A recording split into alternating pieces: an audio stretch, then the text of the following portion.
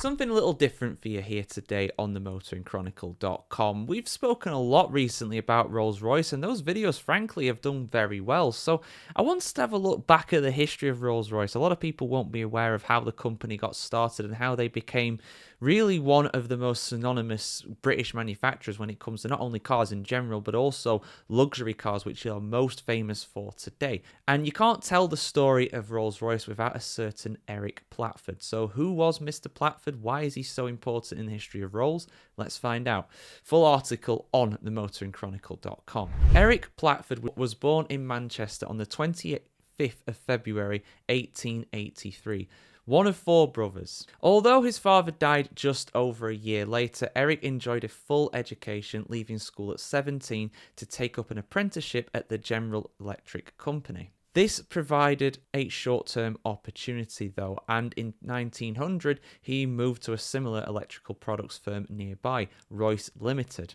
Can you see the connection? He would later spend the rest of his working life with his new employer. In 1903, Henry Royce started building his first cars and entrusted Platford with testing the engines for these cars. He also taught his protege to drive so he could road test the chassis, a role that he would make his own and in which he contributed enormously to the development of many early Rolls-Royce models. The skills that made him such an effective test driver also made Platford a natural choice for the company's racing exploits. Yes, Rolls-Royce very much a racing company as well back in them days. His competitive involvement began as a riding mechanic for Charles Rolls in the 1905 Isle of Man Tourist Trophy, the Isle of Man TT race, which they would go on to win in 1906. You might recognise that today as arguably the most famous motorcycle race in the world. In June that year, Platford prepared a 6-cylinder 30 horsepower, yes, 30 horsepower, that was a lot back then, car that carried the company's effervescent commercial managing director, Claude Johnson, to victory in the Scottish Motor Trials. The following May, Platford redialed the Silver Ghost for its dominant performances in the 2,000-mile trail and the Scottish Reliability Trial a month later. Immediately after these triumphs, Claude Johnson, known simply as CJ, organised a public stunt of his own, in which he and Platford drove the Silver Ghost on a record-breaking 15,000-mile non-stop run. Platford's status as Rolls-Royce's preeminent car preparer, tester and driver was now unassailable, and he was rewarded in 1908 with an official promotion to the newly created role of chief tester. For the next 4 years, he would also oversee the company's experimental department.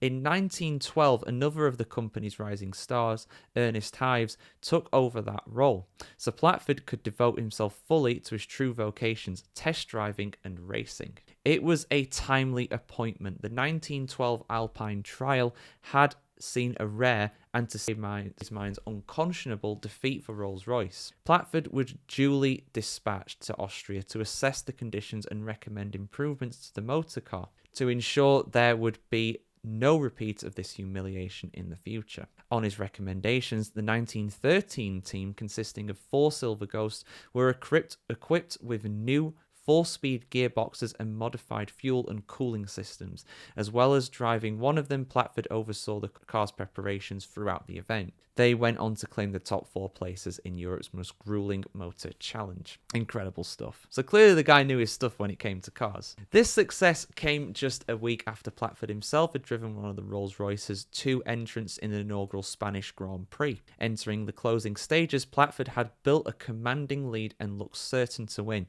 However, in an early example of the team orders that we see in Formula One these days, he was instructed to allow his teammate and newly appointed Rolls-Royce agent for Spain, Don Carlos de Salamanca, to pass him.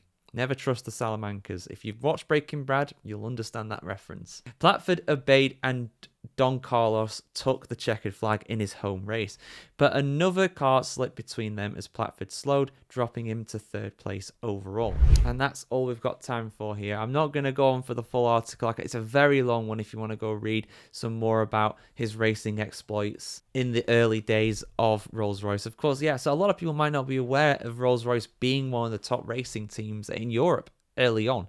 It's something that you don't really think of. You don't think of speed when you think of Rolls-Royce. You think of luxury and comfort. But back then, in those days, the Grand Prix, the early days of motor racing, way before Formula One, even before the Second World War. We're talking pre-World War One days. They were very much one of the top manufacturers. Really, I think Bentley were also. They'll probably be later on in that story as well. They were very much one as well to watch out for in those days. But yeah, if you want to go check out more of the story, do go over to themotoringchronicle.com. Hope you enjoyed this little preview really to that. It's the first half or so of the article I've read out for you guys. But yeah, hope you have a great day. See you very soon. And yeah, hope you learned something today as well, of course.